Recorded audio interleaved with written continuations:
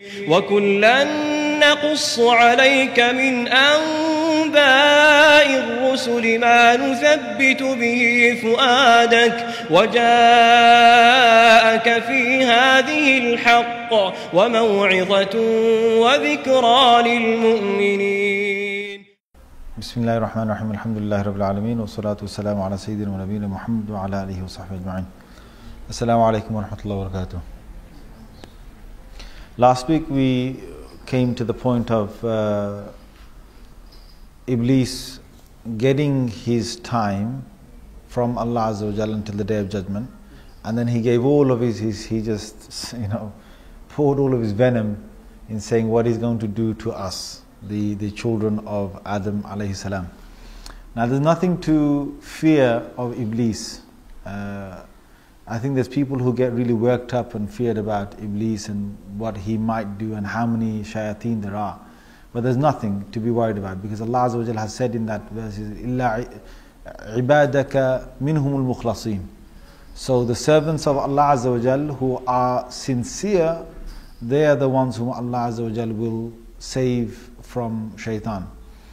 And so sincerity is one element, a big element of saving ourselves from shaitan and from his waswasa. What does that mean?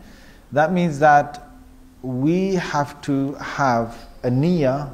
See, the first hadith in Imam Bukhari's collection, the first hadith in many different collections of the hadith is إِنَّمَا الْأَعْمَالُ بِالنِّيَّاتِ. That most of that the actions that you do, they will be determined by the intentions that we make.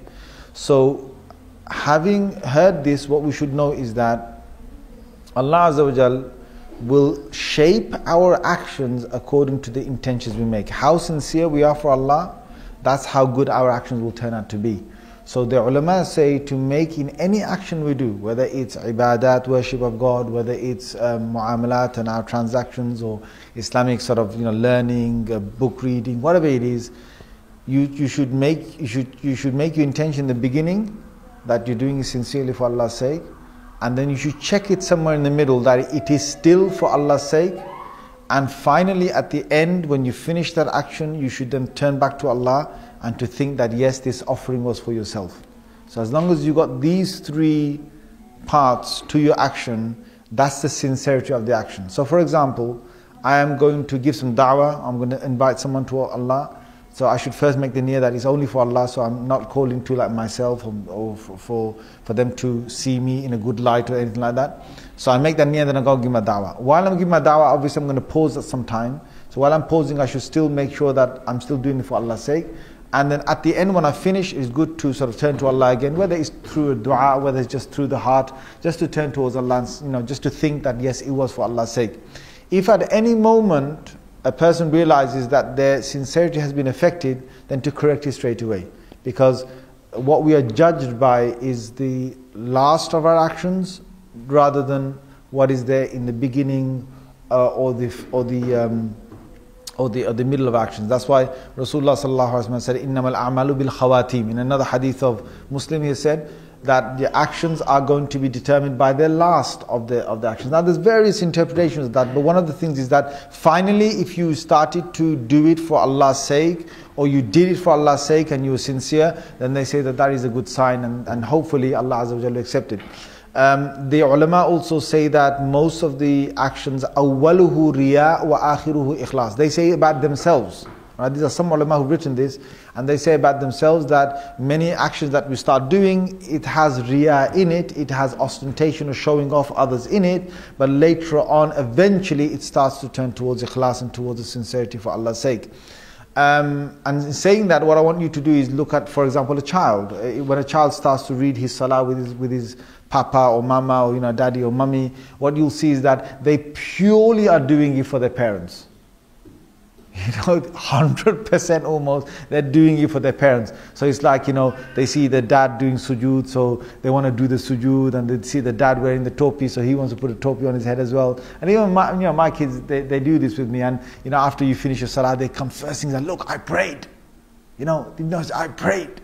So you're supposed to they want that attention from you, and give it to them. Don't try preaching to them, did you do for Allah's sake? Was it for sincerity? Was it for me? I mean, they're not going to understand that at all. They're just purely doing it because they're doing taqleed. It's in their fitrah, so just follow and just copy. So they're doing it for that sake. So praise them for it's fine.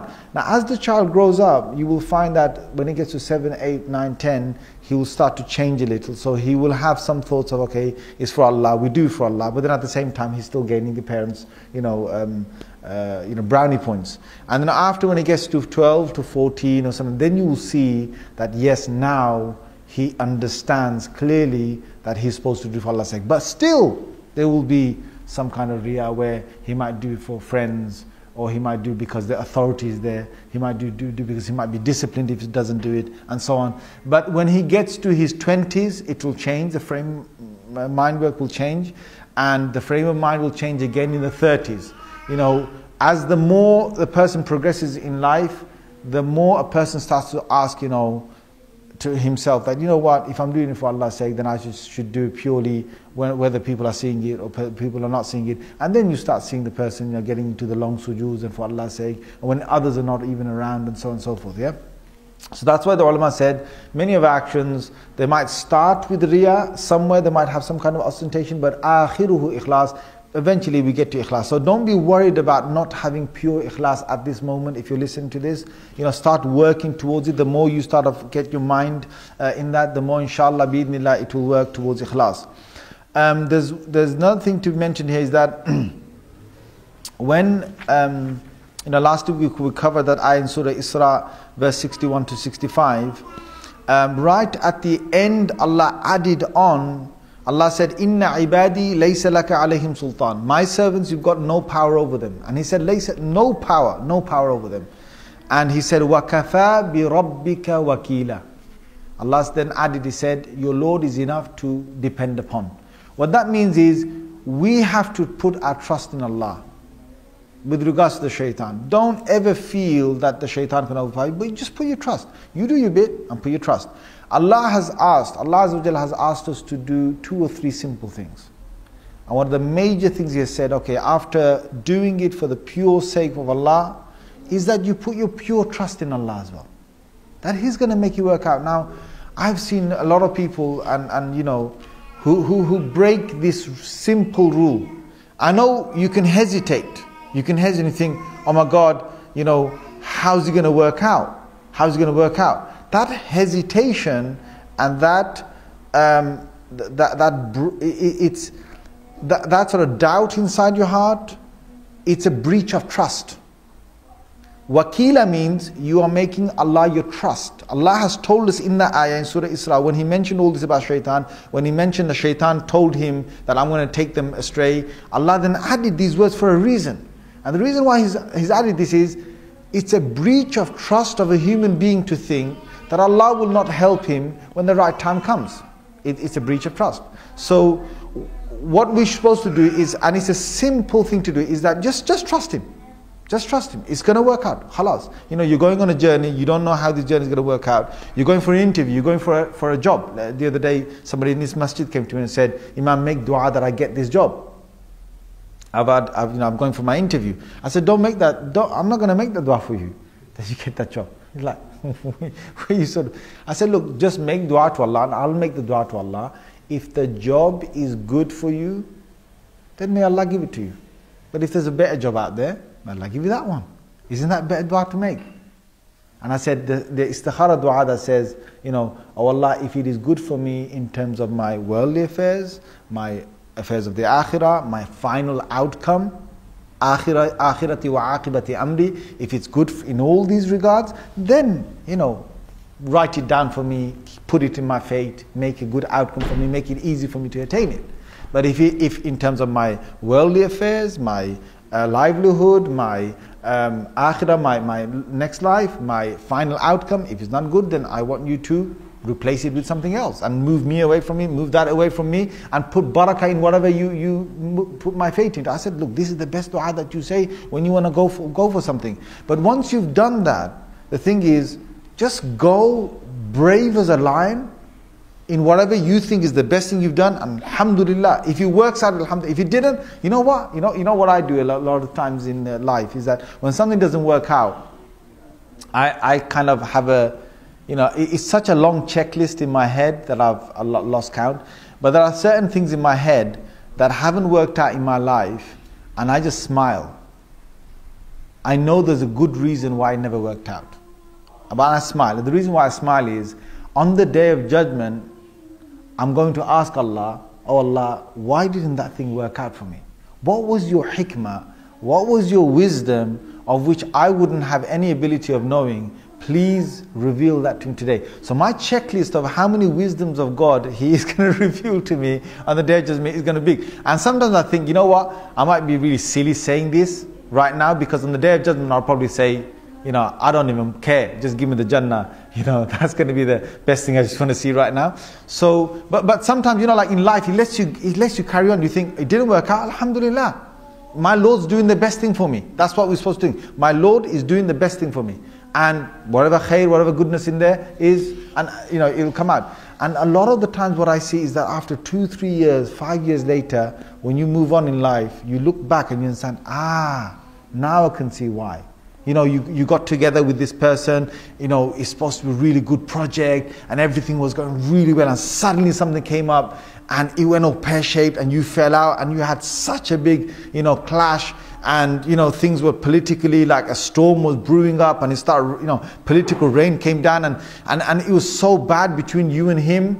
And then you think 5 years later or 3 years later, you look back when everything settled down, you think, you know what, it's good that happened, because it happened in the first few stages of our contract. If it happened deep 5 years, 10 years down the contract, the political storm would have been a tornado. It wouldn't have been a little storm, it would have been a massive tornado that would have ripped my life and ripped his life as well. So it's better that Allah made it happen in the early stage than for it to happen in the later stage. And I sometimes look back at this and I think, subhanAllah, you know, that happened for a reason. So in terms of the shaitan and whatever he can do, first thing is that he's got no power. Second thing is, I'm going to put my trust. So in putting my trust, you read Ayatul Kursi after the salah, you know, after every salah if you can. I've mentioned this sort of last week. And you know, there's many other du'as that, you know, with your eating and other stuff, you know, going to the toilet and other things that you read. You will have a portion of Quran reading every day and other things which I've mentioned before as well. And then you just simply put your trust in Allah that He's not going to be able to have any power. However, you still need to check. Sometimes it's really good to know that there is a power of evil awaiting you to take you astray. Sometimes it's really good to think of that. If you think how Allah's created us. I mean, one of my learned friends mentioned this once, and I think it's a deep thing that he said. He said that the human being has been created so that you actually have to have a thing to hate. You've been made like that. You have to have things to love, and you've got this mechanism inside you that you must hate certain things. Every human being, there's certain things they hate. Certain people they hate. Certain ideologies they hate. You will not find for me anyone who will be able to like and love everything. Otherwise he's insane. He's mad. How are you going to love right wing in politics, left wing in politics, and everyone in between? You must be crazy. If you love the neocons in politics and you love the liberals in politics, you must be mad, because both of them are at each other. You can't do that. So the same thing is in every aspect of life. Every aspect of life. You cannot love everything. You know, you're either, you know, on the Sufi side or the Salafi side, or you're somewhere in between, but you can't sort of mix everything of everything and every side. You know, there's going to be some parts that you can't get on with. So the point here is that the hatred of ours is supposed to be turned attention to shaitan. The attention of that has to be towards the shaitan. And that's why Allah mentioned, every time He mentions shaitan, He says, Aduwwum mubin. Now the other thing that Allah mentioned that's really important to understand this is that Allah's called him a clear, open enemy. He's an open enemy. Now an open enemy is better than a secret enemy. Now there's many different interpretations of open enemy. One thing about open enemy is that he is clearly your enemy. There's no doubt about him not being your enemy, and that's the most most common tafsir that you will get of that ayah. That he's your clear and number one enemy. There's no doubt, shadow of a doubt, that he's your enemy. You better not have any doubt ever that he's your devil. The devil is your enemy. That's fine. But there's another part to this. An open enemy and a secret enemy one that is closed or someone that you don't know of is very difficult to deal with, right? So for example, if I was here and I knew that a musalli kind of doesn't like me, and every time he does salam to me, it's like, Assalamu alaikum. Yeah, all right. I think, whoa, he's my, you know, he does, what's up? You know, maybe it's that time when this happened to you know, and every time that, you know, he's like, he doesn't want to have eye contact with you, he wants to stay away from you, this and that. Now that's one type of enemy. The other one, which is worse than this one, is the one that is a closed enemy. So what happens? He comes, Assalamu alaikum, how are you, brother? You're okay, mashallah, right? And you don't know, he hates your guts. He wants to pull your intestines out. So he's mashallah and he's sitting with you and he's, you know, giving you all the smiles and all the, you know, good words he can, but he's working against you. He's going to backstab you. He's waiting for you to get close to him, and he's going to tell, and he's telling other people in the community how bad you are, and he's backstabbing you without you even realizing. That's a worse enemy, right? So why Allah called the shaitan an open enemy is because his tricks are all in the Quran. All shaitan's tricks are numbered in the Quran. There is not a trick that you can find of shaitan that is not in the Quran. There are certain subtle tricks he can use. And inshallah one day, if you get the chance, there's a wonderful book by Ata'ullah al-Iskandari. It's called Al-Hikam al-Ata'iyya. It's a wonderful book. And I think it's just in Arabic, but I would love to do that book one day, because it's got all the subtle things that the shaitan does. I mean, they're under the Quran, they all come up from the Quran, but it's very subtle moves that he makes with you. But nevertheless, we don't need to be concerned about that. Allah Azza wa Jalla has listed all his. So what's he going to do? He's either going to make you believe something that isn't there, right? Or he's going to make you doubt something. Right? Something that is certain, he's going to make you doubt it. Or like last week what I said is that something is serious and he's going to make you feel that it's not serious. Or what he's going to do is that he's going to procrastinate. So he's going to say, don't worry about it, just carry on. Don't worry. It'll be alright. You know, just a bit more. Like for example, when we're sleeping in the morning, says, oh, you got a long night. Just go back to sleep. Long night. Procrastination. Don't do it today. Just do it tomorrow. And he did that to one of the Sahabi at the time of Tabuk, the Battle of Tabuk. He told him to go out tomorrow, and then go out tomorrow, and then finally he couldn't reach the Messenger sallallahu alaihi wasallam. So procrastination is a massive one that he does. Another one is that he gives you promises that are not true, and one of them we're going to come to inshallah when he promises Adam alayhi salam about the tree. And another one is that when shaitan, what Allah has mentioned is that he's going to start to whisper and make you feel that you're talking to yourself and it's you, but it's really not you. Now that is slightly subtle, but you can catch it out. If you sort of think that I'm being, Allah said clearly, فَإِنَّهُ يَأْمُرُ بِالْفَحْشَاءِ وَالْمُنْكَرِ. All the waswasa inside, all the secret whispering inside will come to two things. Either it's going to come to something obscene, or it's going to come to something which most good people will dislike and reject as being good. Right? So two things. So number one is fahsha, and this has been mentioned in various parts of the Quran. Fahsha is something obscene. So anything that is dirty, that is lewd, that is, whether it's to do with the human body, or whether it's to do with the human language, or whether it's to do with language itself, anything like that, it comes under fahsha. And that is something that shaitan loves to take human beings towards. And the second thing is munkar. Now munkar is a massive thing, which is most good people, like you got a good person who likes truthfulness. Most people will tell you truthfulness is the best thing. They're good people. They hate lying. So munkar is, lie is a munkar. It's something that people yunkiruhu mean that they dislike it, they reject it, they think is bad, they think is vile. So what most people don't like, that is something that shaitan will try and make you do. And Rasulullah sallallahu alaihi wasallam has given a beautiful way of summing this up. He said, وَالْإِثْمُ مَا حَاكَ فِي نَفْسِكَ وَكَرِهْتَ أَن يَطَّلِعَ عَلَيْهِ النَّاسِ. He said that sin is something that will wither in your heart, and you kind of be unsettled about it. and you will dislike that people find out about it. You will dislike that people find out about it. That's the way of measuring whether what my thoughts are right now, are they from the shaitan or are they from myself? Right? And you just measure them up. Would I really like people to know what I'm thinking about right now? That I want to just smack him behind his back, right? Or I want to basically go and just take that £10 from there, or I want to basically send this text message out right now, and I think, yeah, that's right. When he gets that, he's going to have it, right? He's going to understand, yeah?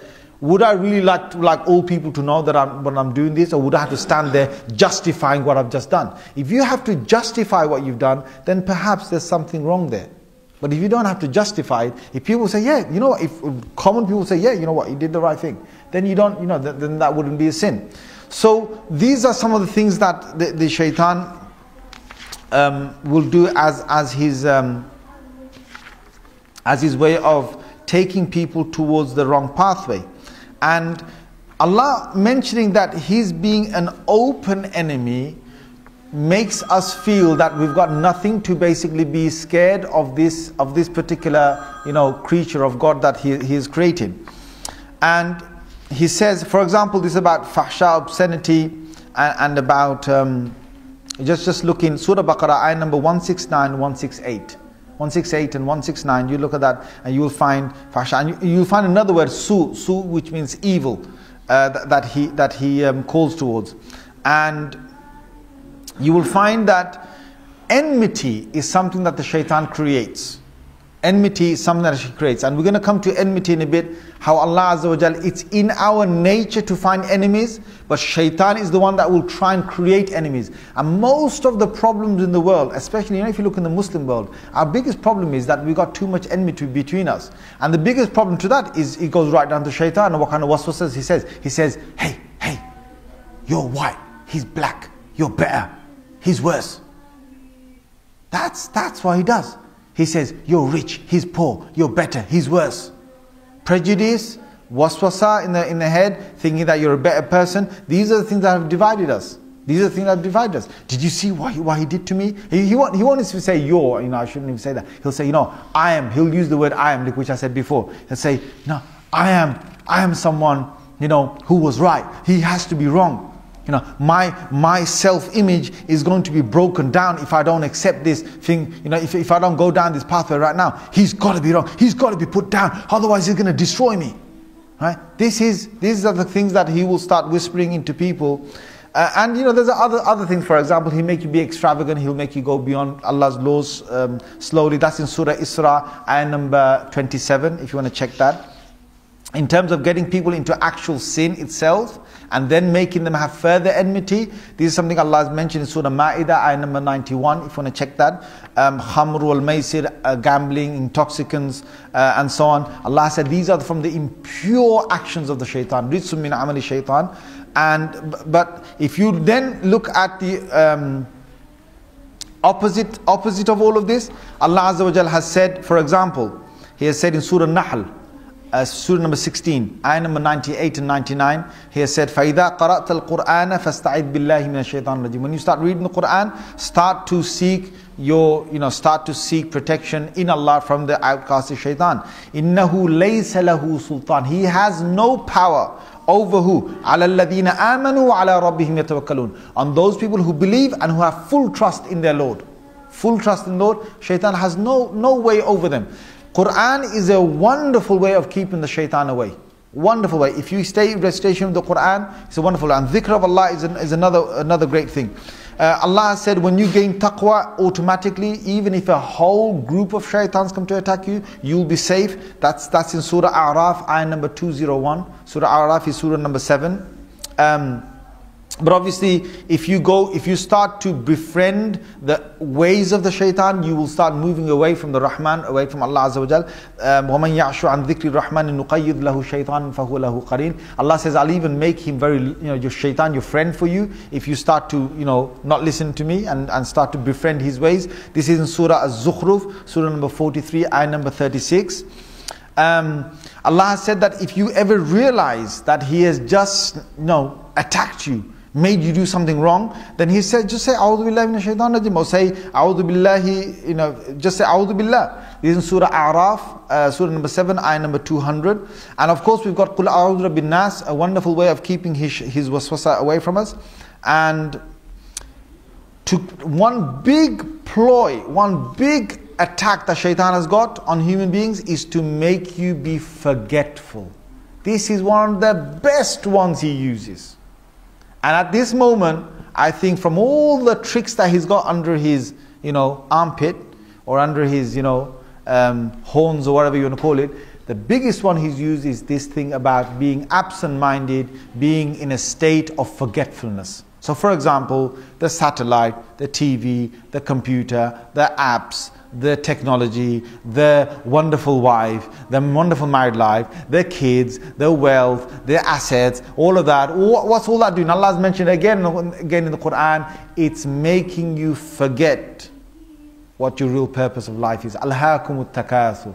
Alhaakumut takathur. Allah says that, the rivalry between yourselves to try and get more and more of this dunya, it makes you become forgetful of many things, mainly forgetful of Allah Azza wa Jalla and the Akhirah and why we're here and what we're supposed to return with. This is one massive one that he uses. In fact, he makes you so forgetful that he even makes you forget that the shaitan is even there. That's the ultimate one. When you think that, you know what? You're so drunk in this world. If somebody's so drunk in this world that they've even forgot that the enemy is around, that he's an open enemy, when they've forgotten that, then La ilaha illallah, then he's really got you. And there are plenty of Muslims out there that are in this situation.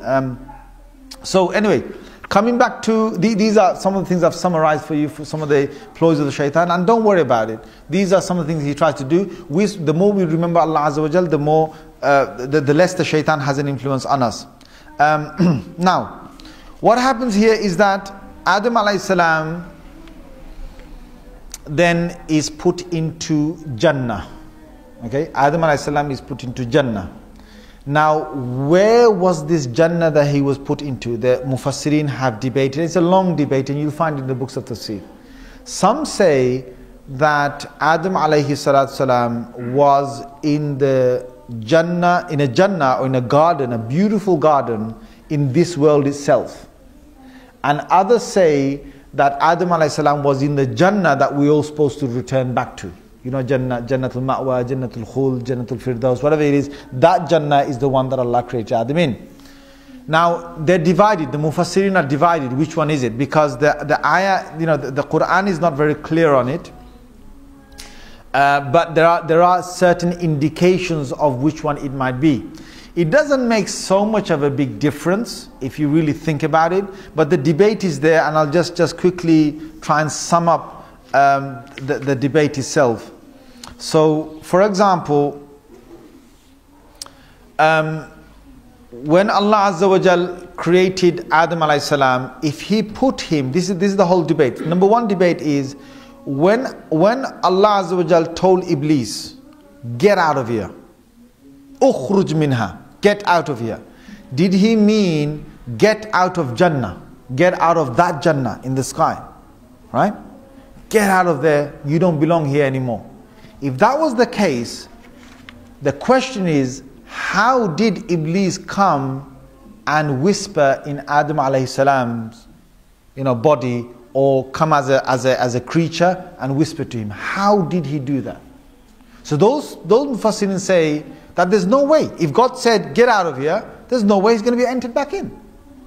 And therefore they started to say, well, he must have been in a Jannah in this earth, meaning there's a beautiful garden on this earth, and then Allah simply made him move away from that Jannah when he ate from the tree, whatever he ate from the tree. And also they say that Adam alayhi salam, when shaitan came to him and shaitan said to him that, you will be able to live forever and so on, he wouldn't be able to give that waswasa if Adam alayhi salam was in the real Jannah, because in that real Jannah, Adam alayhi salam, he knew that's a place forever. And they say he must have been on this earth, because this earth is a temporary world. So he was able to tell him that, look, this is a temporary world. If you want to become like the angels and be in the higher world, and you want to be living forever, then you better, eat from this particular tree. And, they've got other dalils. I believe, this is my own sort of, preference. I believe it was not in this world. I believe it was in the world of, in the other world. And it was, above the 7 heavens and the 7th earth, where Allah has created Jannah. I believe it was in there. And I believe when Allah said to him, "Ukhruj minha," get out from this place, it didn't mean Jannah. It meant from the maqam. It meant from the station, the rank that Iblis had got and he received after worshipping Allah so many years. He was dismissed from that rank, so he lost that position in the sight of Allah. But he still could go around Jannah, and he still was roaming around there. So that defies that. The other one thing is on this word ihbitu. When finally Allah said to Adam alayhi salam, come down from here, get down from there, that is a strong position on this side, on the side that I take. That Allah said, get down. So it means that down from one place down to what? To the earth. Go to the earth. And Allah says, ilal ard. He says, I'm going to send you to the earth, and fiha tahyaun, in that world you're going to stay, and in that world you're going to die, tamutun, wa minha tukhrajun, and from that world you're going to be resurrected again. So that's a very strong evidence that means that he was from another place and then he came down to the earth. The other ulama, they say, no, ihbitu can mean that you're going from one place to another. So for example, when Nuh alayhi salam was on his boat or on his ark, and Allah, it settled down and the waters receded, Allah said, ihbitu minha. Allah said to him, come down from here, meaning that just come out from your boat or from your ark onto the ground. That's it, that's what it meant. Or when Allah said to the people of Musa, ihbitu misran, go to this city, these are all in the Quran, it meant just go from one place of the earth to another place of the earth. That's all it meant. So it was all on this earth. However, I believe that it was in that real Jannah. Now, anyway, that's a small debate. When Allah Azza wa Jal created Adam alayhi salam, He made Jannah in a way that it was absolutely beautiful. It was everything that he needed. And there was one tree, Allah told him, this one tree, you don't eat from there. In fact, the forbidden element was given to him after Hawa was created.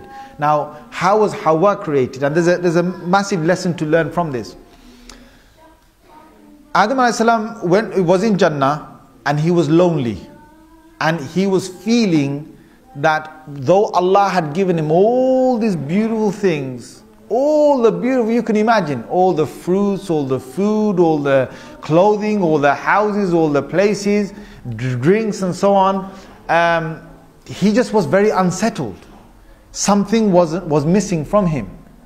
And he happened to lie down. There's two different narrations. One is that he happened to sit down sit down and just drop off, and then he sort of opened his eyes and he saw Hawa in front of him. Another one is that he actually lied down and he slept, and when he woke up, by his head side, he sees this beautiful woman. Now, what Allah did during his sleep is, He took an element from his left rib, and He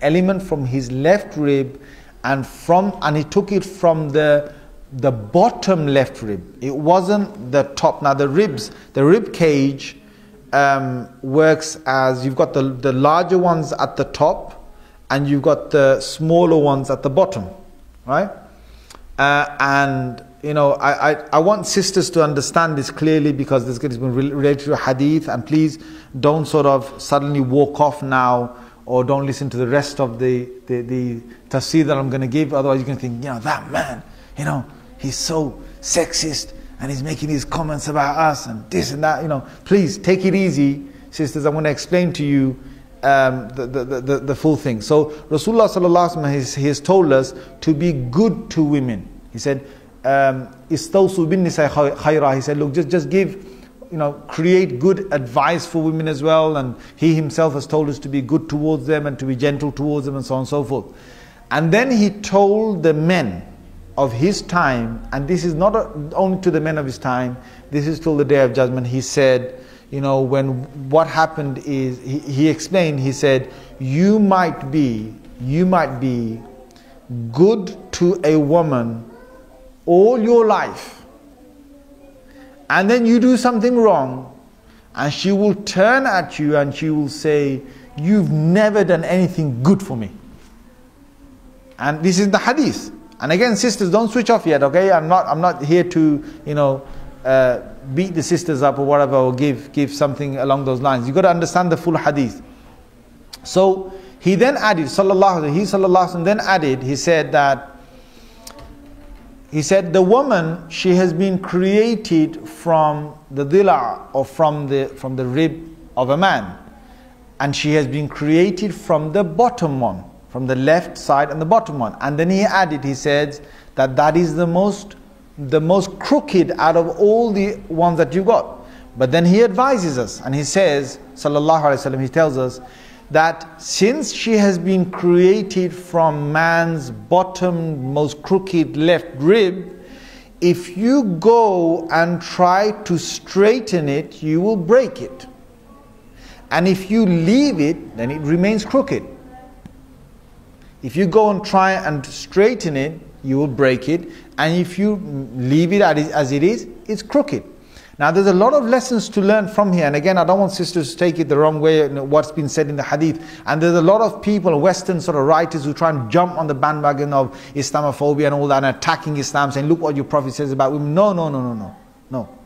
You completely misunderstand this hadith if you don't look at the wealth of hadith around it. Don't forget that Rasulullah sallallahu alaihi wasallam, his life is an explanation of all of his words. So he's never been cruel to any of his wives. No, forget cruelness. He's never even, done anything that they could even say wrong about him. This is one of the mu'jizat. This is one of the miracles of the Prophet sallallahu alaihi wasallam. This is simply a miracle of the Prophet sallallahu alaihi wasallam. There is no man. If I ask this question, right, to you guys, whoever's married here, unless you've been married yesterday or like 1 month ago, right? If you can put your hands up and say you've never had an argument with your wife, please put your hands up right now. Yep. No one. Even I can't put my hands up, right? No imam can put his hand up. No wali of Allah can put his hand up. No close person, no sahabi can put his hand up and say, my wife, I've never had an argument with her. No wali of Allah, no one. Only Rasulullah sallallahu alaihi wasallam. He's the only one. If he was here, he'd be able to put his hand up.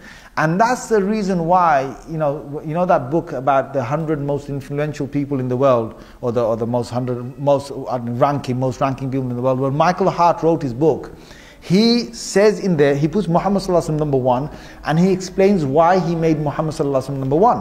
And I was fascinated to read his little 7-page thing about our Prophet sallallahu alaihi wasallam. And he says in there, most men, you can find out about their lives in their outside world. And you can rate them, and you can say, military leader, or scientist, and you can say this and that about them. But only a few men you get to know about their private life. Only a few men you will get to know about their private life. Even then, most men will only give it to you through an autobiography. They will not allow a private person in their life to tell you about the whole of their life. And the case of Rasulullah sallallahu alaihi wasallam is that Mother Aisha radiyallahu anha, she's got 2,000 ahadith from the Prophet sallallahu alaihi wasallam, and a good few tens of ahadith of them are about their private life. At least 100 or around 100 are about the private life. And in there, she's got nothing to say but good about the Prophet ﷺ. And that's why he says, this is the only man you can find positive outside and positive in his private life. So please take this in consideration when you come back to that hadith about Rasulullah ﷺ explaining about the woman. And don't forget that Rasulullah ﷺ, even on his last khutbah, in Arafat, in one of the major khutbahs he's given to us, he's told us to be good to our women. Throughout his life, he's told people, how good they should be to their women. He's told them that the best of you, the best people amongst you are the best to their wives, and I'm the best to my own wives, and so on and so forth. Okay? So, cut a long story short, let's get back to that hadith again.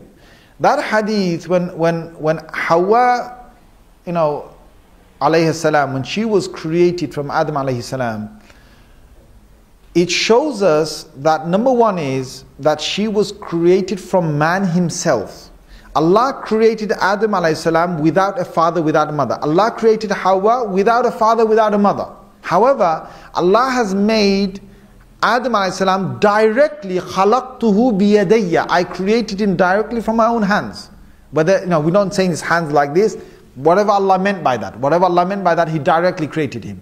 But when Allah created Hawa, she was created from a second source. So it was from Adam. What you got to remember about that is, the way Allah has made this world is that the men until the Day of Judgment are going to be dominant in the world. That is Allah's rule. You know, all this thing about feminism and this and that. Look, sisters who are listening to this, we don't have a problem with sisters being in charge of many parts of the running sort of, you know, quotas that we've got. There's nothing wrong with that. If a sister wants to become a judge, fine, you want to become this. I know there have been Muslim women judges in the past and so on. You know, I don't want to get into all of this. She can be a muftiya. Sayyidatuna Aisha was a muftiya herself, radiallahu anha. We don't have a problem with that.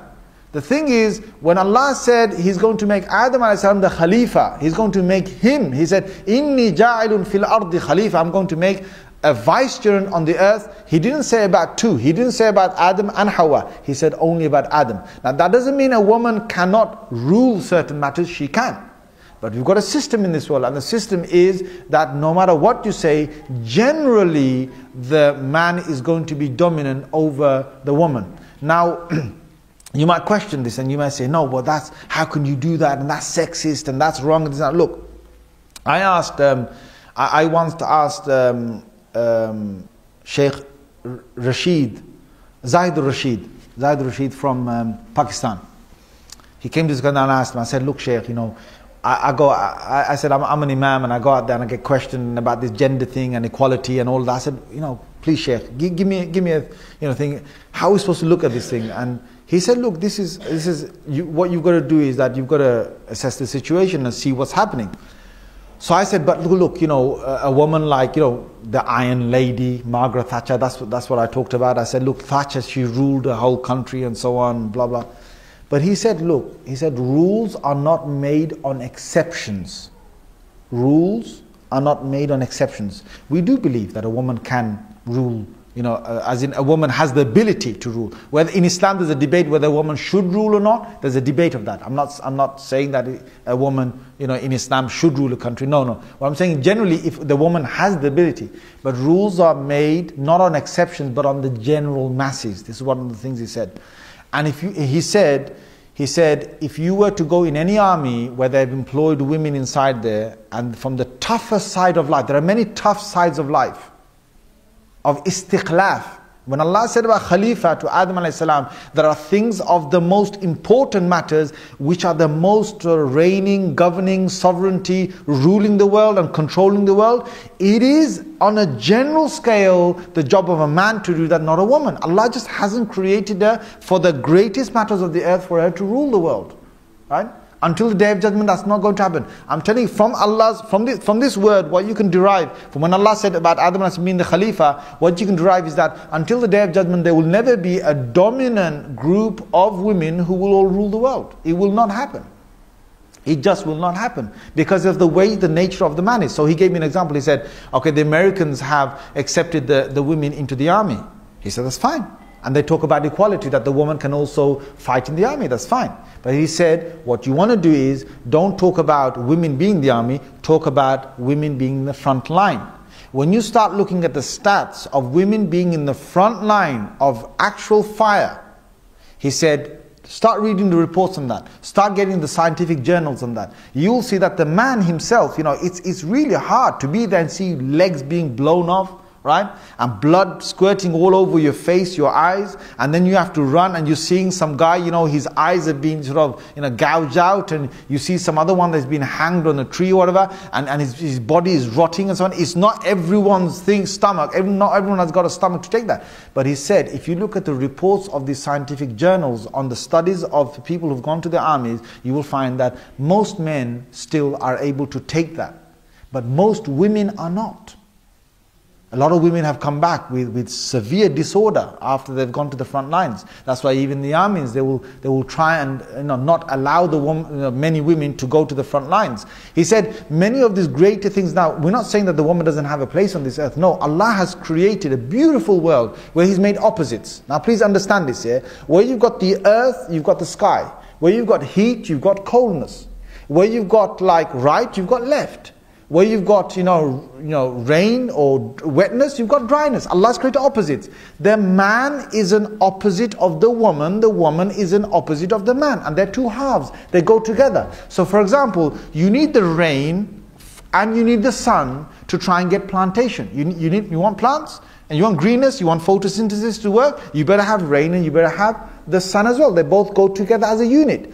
The rain cannot claim that you the sun, you're up and high, and you look over and everyone looks at you and everyone blames me for making a wrong day and all of that, and you get all the credit, and everyone comes out and everyone enjoys you and they talk so good about you, and I get the blame of coming down, but yet they survive on me. I should be like you the sun, right? And I should be like you bright, and I should be like you hot instead of being a cold element and so on. If that happened, things would go wrong. If cold became heat, heat became cold, and it all became hot or it all became cold, something would go wrong. The same way, look, the man and woman have been created as opposites. What does that mean? That means that we complement each other. The man complements the woman in this world. The woman complements the man. And how that is, if you look truly in the nature of men and women, you will find that, subhanAllah, what Allah has given the woman to do, the man can't do. Mother, for example, Allah has called a walida, Allah has called a Allah has given a hanan, Allah has given her great love, deep love. Allah has made her have wood and unconditional love inside her heart. The man cannot, and men in general cannot match this. And kids need this. Part of a human upbringing is that you are balanced with your intellectual thinking and your emotional part. And the woman provides the emotional part, the man provides the intellectual part. And as a human being, we need both of them to become a great human being. And Allah Azza wa Jal, what Allah has given to the woman, who can show in many things that she can toil in the smaller parts of life, which men can't do and men are not good at. For the scrutiny that the woman has, I'm talking about general sense, the men don't have. You talk about the secretarial job, right? Why are men not good at it? Because men generally don't have that clockwork ability that many women have, and they're not good at the finer details as women are. But the women, again, in many jobs that men do, they can't match them. Now, come back to that hadith again. That hadith, what does it mean?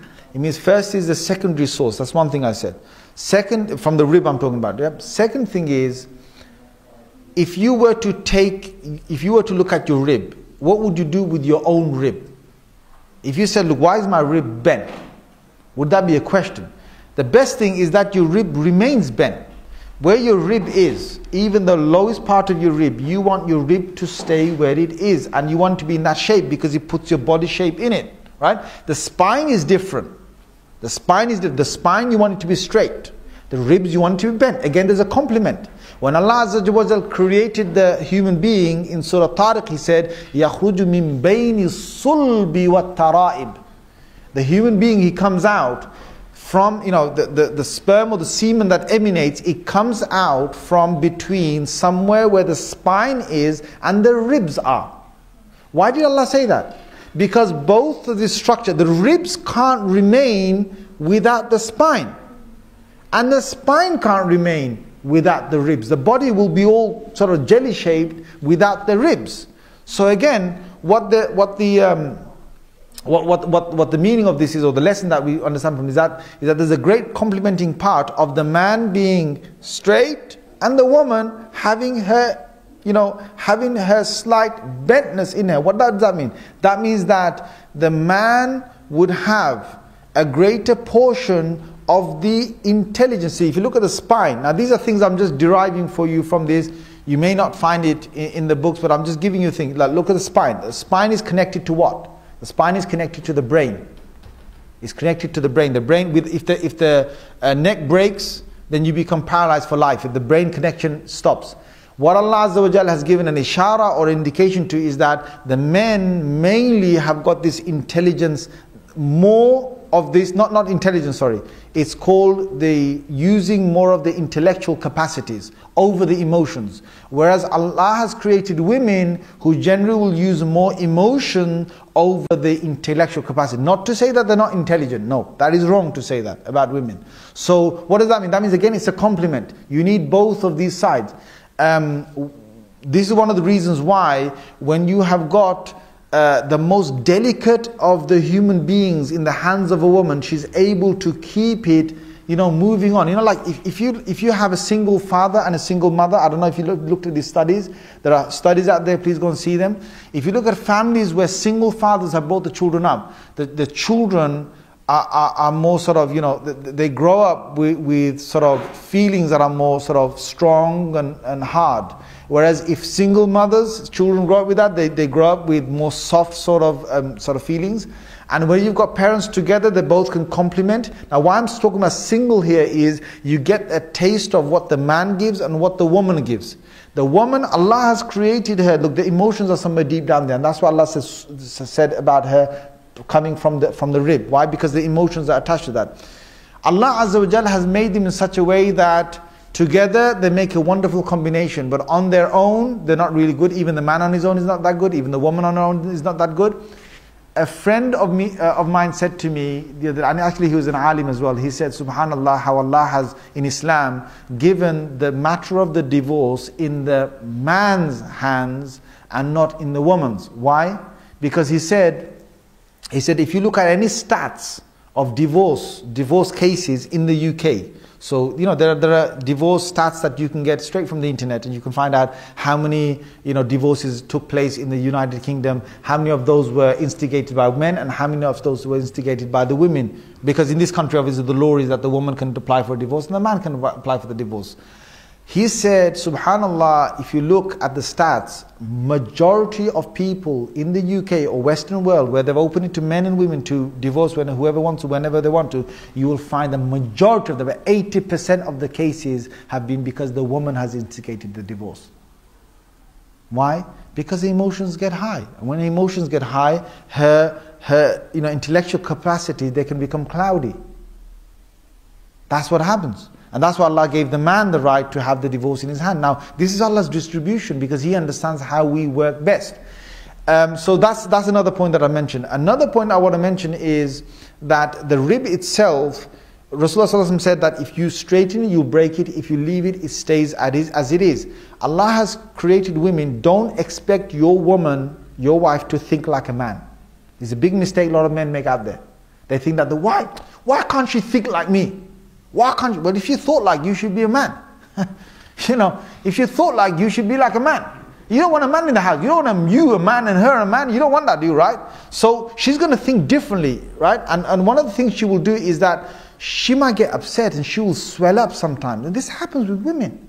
This happens. And even, look, I'm talking about women that have worked with me, women that are in my family, in my household, in my relatives, and women that I know of. I'm giving you a general thing about women. Is that when these matters go, when political situations come, and when things go start to go slightly haywire, women, Allah has created them that they can sort of sometimes get a bit off course. They lose the balance slightly in their thinking pattern. Now I'm not talking about all women, please. I'm talking about general thing. But men lose their balance of emotion when it comes to an emotional drift.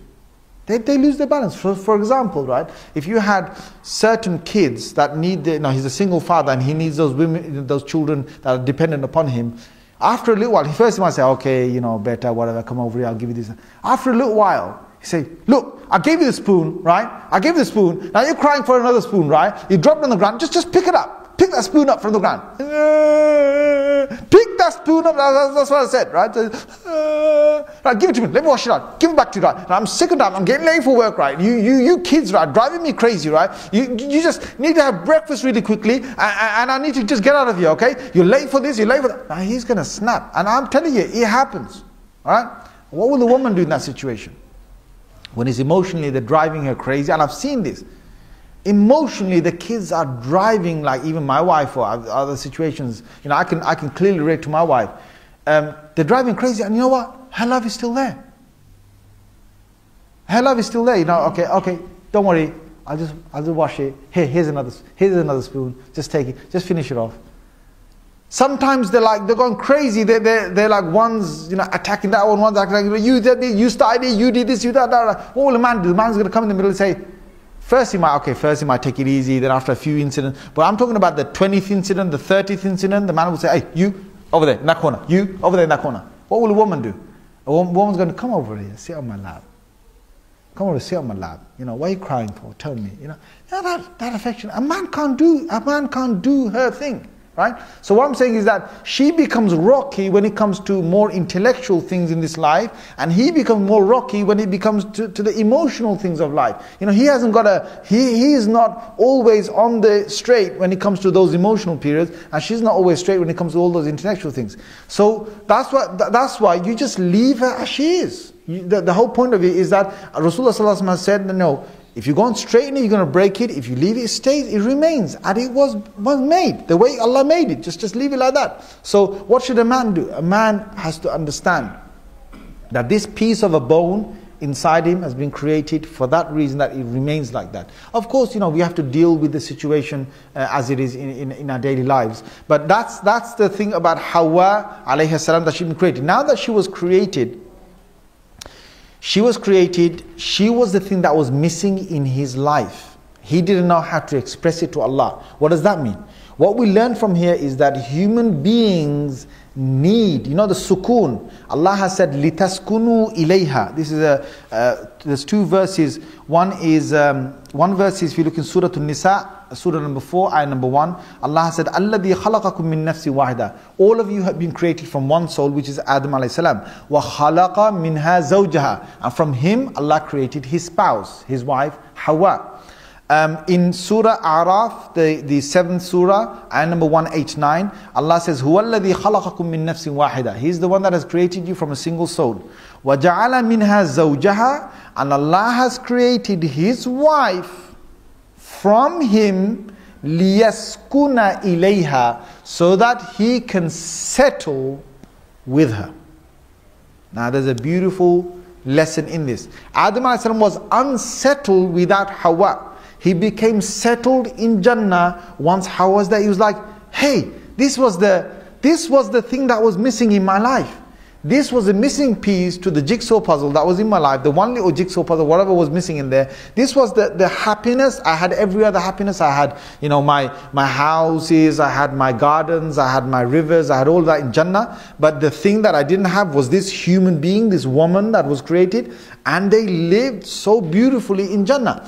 What we learn from here is, when Rasulullah sallallahu alaihi wasallam, he said, ash-shababu shu'batun min al-junun. He said, young adults or young men. Now, shabab is from the age of puberty, which is about 12-ish, to the age of 25.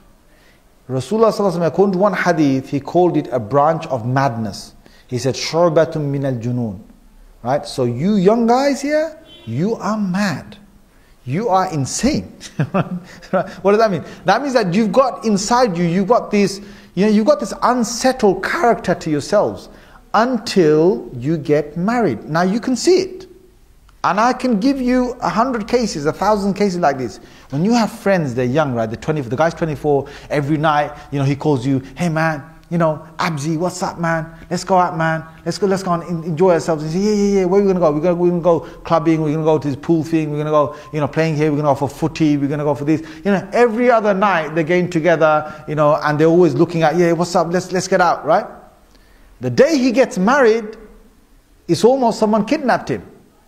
And who kidnapped him? His wife kidnapped him. Right? You think, man, Abzi, what's wrong with you, man? It's like you divorced me and you married her. What happened, right? We used to all look out for each other, this and that, and you disappeared. Why? Because he's found sukoon. He's found sukoon. The man has found sukoon. This is what Allah talked about. Now he's getting settled. Now he starts to really reflect on life. And for about a few months, up to a year, you don't see him. And then suddenly he pops out again. Right? It's like, oh yeah, Abzi's back again. Right? But you never get back together as you were. Like, all those crazy nights you used to have and crazy days you used to have? Well, Abz is not doing any of that. What happened to him? Well, he must have met an alien called a woman. She's changed him. Well, no, it wasn't an alien. It was sukoon. Allah gave him sukoon. He settles down with her. And what happens over time is that he becomes a rajul. Now from shabab, he goes to become rajul. Now what does rajul mean? Rajul means that now he's got legs. Now he's got responsibility. Rajul becomes rijl, which is the legs. He's got responsibility. Now he will really focus on the matters of life. And every man can tell you that after marriage and before marriage, there's a complete different life of how you have an outlook on life. So to most people who can't find that sukoon, we need that. And another thing is that there is no sukoon. From this is very clear that, people who want to find sukoon and real settlement outside of this with all the material life, they will not find it. They will not find it. And Allah has said that. And there's one thing Allah said about tamanina. If you want to find the settlement of the ruh, of the soul, then it's with dhikrullah. Ala bi dhikrillahi tatma'innul qulub. Only through constant remembrance of God, the ruh, the qalb, the spiritual side will be settled. But the physical side will be settled through getting married to a woman. The physical side, Allah said, لِتَسْكُنُوا إِلَيْهَا. He has said, all of you will get settled once you get married, and both of them, find that there's a beautiful life that starts together. So that's another lesson that we learn. Now, the next thing that we come to is that, from my opinion, you would have gathered that Allah Azza wa Jal has, from my opinion, you regard that Allah Azza wa Jal has now created Adam in that Jannah, which is the real Jannah, not the Jannah on this side. I've told you about the difference of opinion according to the Mufassirin. Now what happens is that Allah tells Adam alayhi salam rules of Jannah. He says to him, Inna laka fiha alla taju'a. Allah Azza wa Jal says to him that in this Jannah that I've created, you will not become hungry ever. La tajur. This is Surah Taha, Surah number 20, ayah number 118 and 119. Allah said the principles are: you will never become hungry. Number 2, la tara. You will never become naked. Both of them are clothed. Wa annaka la tazma. You will never become thirsty. Wa fiha wa la tadha. And you will never have this place ever get too hot for you. So whatever is the heat, or however Allah has created the light and the heat, whatever in that Jannah, Allah says wala tadha. You will never have that the hotness of the sun rising above you, that it makes you too hot. Okay, so these are some of the rules Allah said. Allah said to him and her, kula fiha. Allah said, just eat whatever you want. Ragadan haythu shi'tuma. Now, the qualities of this is that there are no restrictions whatsoever, and there are no limits to what you want to eat. You can eat how much you want, and haythu shi'tuma, you can go wherever you want. So the whole of this paradise is for you, but I put you one test. That one test is, except for this tree here, this particular tree here, you must not eat from this one particular tree. Now what was that tree? There's many different things in the tafasir, but nothing is certain. The Quran hasn't gone into that certainty, so there's really no point in saying what that tree was. Now if you go to the Bible, you'll find that it was the apple tree, but again we don't believe in that, as in we have nothing in our sources telling us what was of that tree. But there are many things that are mentioned inside the tafasir of what was that, whether it was the wheat, the wheat that Allah prohibited from, or other things. But you don't need to go into any of that. It was simply a tree Allah told him not to eat from.